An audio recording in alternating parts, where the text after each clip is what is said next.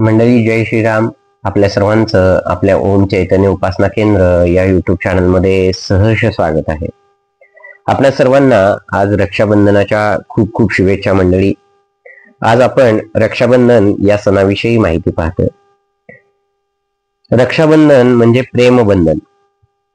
आजच्या दिवशी बहीण भावाच्या हातात राखी बांधते आणि त्याचबरोबर त्याला हृदयाच्या प्रेमाने बांधते. भाऊ बहिणींचे मिलन म्हणजे पराक्रम व प्रेम तसेच साहस संयम यांचा सहयोग. भोग किंवा स्वार्थ यांनी पछाडलेल्या जगाच्या सर्व संबंधांमध्ये निस्वार्थ व पवित्र असा भावा बहिणींचा खरा प्रेम संबंध. हा जणू काही खाऱ्या समुद्रामध्ये सापडलेल्या एखाद्या गोड्या पाण्याच्या साठ्यासारखा आश्चर्यकारक आहे. भारतीय संस्कृती तसेच तिचे प्रवर्तक ऋषी यांनी या संबंधाची निस्पृहता व पवित्रता यांचे महिमागान केलेले आहे. भारतीय संस्कृती म्हणजे मानव जीवनाच्या महानतेचे दर्शन घडवणारी संस्कृती. स्त्रीला भोगदासी न समजता तिचे पूजन करणारी संस्कृती. भारतीय संस्कृतीने स्त्रीचे पूजन केले आहे. यत्र नार्यस्तु पूज्यन्ते रमन्ते तत्र देवताः. जेथे स्त्री शक्तीचे नारी शक्तीचे पूजन होते, तिला मान सन्मान दिला जातो, तेथे देव रमतात, असे भगवानांचे वचन आहे, ईश्वराचे वचन आहे. स्त्री समाजाकडे भोगाच्या दृष्टीने न पाहता पवित्र दृष्टीने मानाच्या भावनेने पाहण्याचा आदेश देणारी भारतीय संस्कृती आहे. रक्षाबंधनाचा उत्सव म्हणजे दृष्टी परिवर्तनाचा सण. बहिणीने हातात राखी बांधताच भावाची दृष्टी बदलून जाते. राखी बांधणाऱ्या बहिणीकडे तो विकृत दृष्टीने पाहत नाही. एवढेच नाही तर तिच्या रक्षणाची जबाबदारी तो स्वतःवर घेतो. त्यामुळे बहीण समाजात निर्भय बनून फिरू शकते. आज बहीण निर्भय नाही. समाजात ती निर्भयपणे फिरू शकत नाही. तिची चेष्टा करून पशुतल्य वृत्ती पोसणाऱ्या भावाला आज समजावून किंवा शिक्षण देऊन पाठ शिकवण्याची गरज आहे.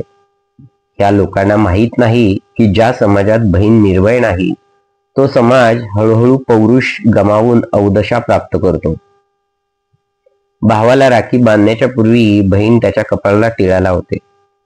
ही केवळ भावाच्या मस्तकाची पूजा नाही, तर भावाचे विचार व बुद्धी यांच्यात वरील विश्वासाचे दर्शन आहे. बहीण जेव्हा भावाच्या मस्तकाला टिळा लावते, त्यावेळी सामान्य भासणाऱ्या या क्रियेत दृष्टी परिवर्तनाची महान प्रक्रिया सामावलेली असते. सामान्य दृष्टीने जगाला पाहत असलेल्या दोन डोळ्यांशिवाय भोगाला विसरून भावदृष्टीने जगाला पाहण्यासाठी जणू तिसरा एक पवित्र डोळा देऊन बहिणीने स्वतःच्या भावाला त्रिलोचन बनवलेले आहे, असा संकेत या क्रियेत दिसतो. भगवान शंकराने तिसरा नेत्र उघडून कामाला भस्म करून टाकलं होतं. बहीण देखील भावाचा तिसरा नेत्र म्हणजे बुद्धीचा डोळा उघडून त्याला विकार, वासना इत्यादींना भस्म करायला सुचवित असते.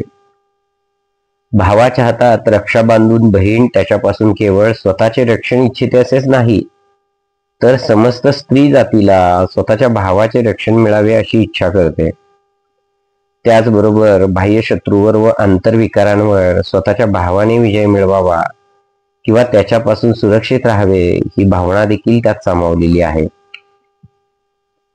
वेदामध्ये देवासुर संग्रामात देवांच्या विजयानिमित्त इंद्राणीने हिम्मत हरलेल्या इंद्राच्या हातात राखी बांधली होती, असा उल्लेख आहे.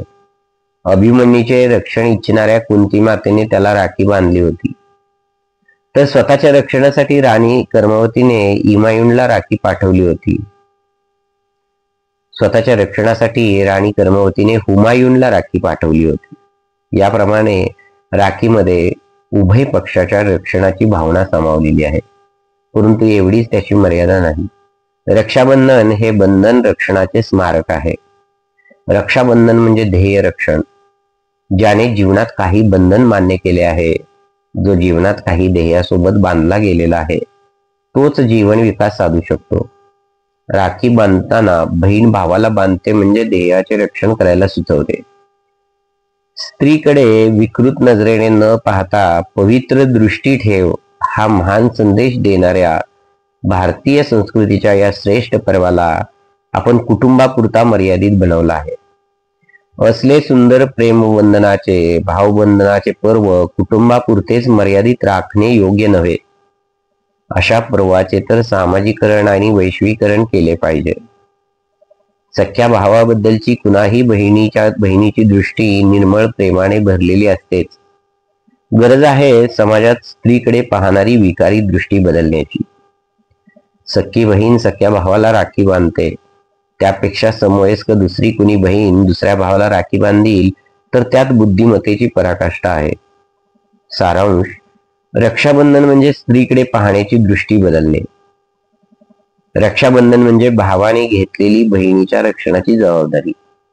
रक्षाबंधन म्हणजे भाऊ बहिणीची विशुद्ध प्रेमाचा असखल्लित वाहणारा झरा. भाऊ व बहीण परस्पर प्रेरक, पोषक व पूरक आहेत, हा संदेश देणारा हा उत्सव भारतीय संस्कृतीची अमूल्य देणगी आहे. अशा या रक्षाबंधनाच्या निमित्तानं मंडळी आपणा सर्वांना खूप खूप शुभेच्छा. आपण आज ईश्वरचरणी प्रार्थना करूया. या रक्षाबंधनाच्या निमित्तानं सगळ्यांची विकृत दृष्टी निघून जाऊ, स्त्री शक्तीकडे, नारी शक्तीकडे पाहण्याचा आदरयुक्त सन्मानाने पाहण्याची सवय सर्वांना लागावी, वाईट बुद्धी निघून जावी, अशा सर्व शुभेच्छांसह आज आपण रक्षाबंधनाच्याही तुम्हाला सर्वांना खूप खूप शुभेच्छा. मंडळी सर्वांना जय श्रीराम. आपण सर्वांनी आपल्या ओम चैतन्य उपासना केंद्र या युट्यूब चॅनलला सबस्क्राईब करा, लाईक करा, शेअर करा, बेल आयकॉनचे बटन दाबा व कमेंट करायला विसरू नका. मंडळी वेगवेगळे व्हिडिओ पाहण्यासाठी आपण लगेचच आपल्या चॅनलला सबस्क्राईब करा. प्रभू सिया व रामचंद्र की जय.